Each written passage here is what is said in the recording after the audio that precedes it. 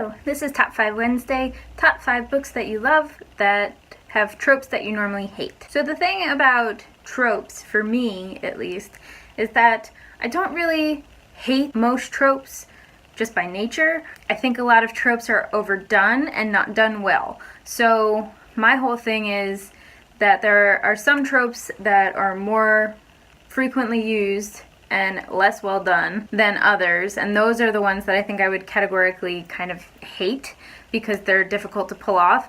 But if they're pulled off well, then I still like them. So I'm going to go on that basis for this video. So the first book would be Way of Shadows, and the trope in this one that I normally hate because it's not done well and because it's overused is the femme fatale. So it's not just Way of Shadows, it's the Night Angel trilogy, I guess.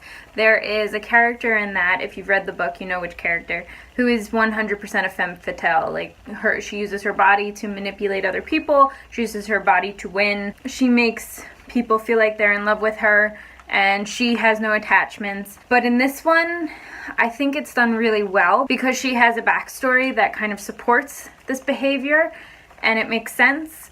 Whereas, like, most femme fatale stories are sort of just exploitative and very indicative of the male gaze more so than really essential to the plot. The next one is Harry Potter and the Deathly Hallows, and the trope in this one is resurrection. Resurrection can be done really well, and it can be done really poorly. I think J.K. Rowling approached it really well, whereas like other books, like the Maximum Ride series, there are a lot of resurrections and they're done really poorly, whereas this one had like a true purpose and the magic behind it really made sense, whereas, you know, sometimes the other ones it just is kind of like Deus Ex Machina. I kind of think that's sort of a cop-out. I can't imagine the story going any other way. So the next trope is another one that sometimes I really love it and sometimes I really hate it, and that is the bad boy trope. And the book that I really love and that I think it did well in was Cress. The bad boy in this one is Captain Thorn. I suppose Wolf is kind of a bad boy as well, but that one is slightly different.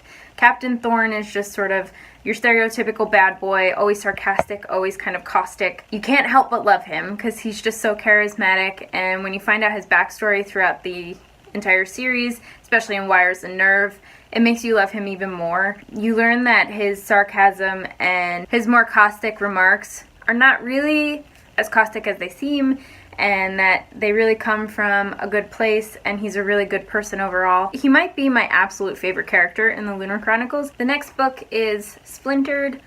I love this book. And the trope that I hate that is in it is the love triangle.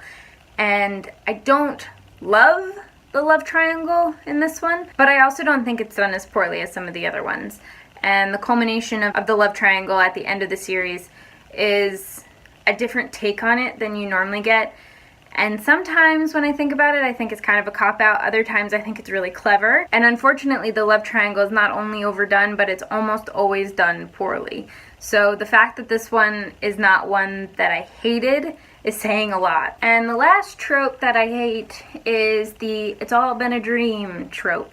Really hate that trope. It's a very frustrating trope to go on this entire journey and then it doesn't really mean anything because it was all a dream.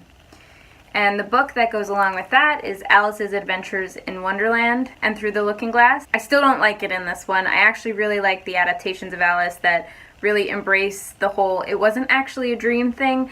So sometimes when I read the book, I kind of just ignore the last chapter of each because it being a dream makes it feel a little bit cheap. Like it's kind of takes away the magic of the whole story. And that's what you read Alice for, the magic and the whimsy. And you don't want to think that it was all a dream. You want to really think that she dropped down the rabbit hole. And those were the top 5 books that I love containing tropes that I hate. As always, there are so many books and so little time, so I'm going to go read and I will see you in my next video. Bye!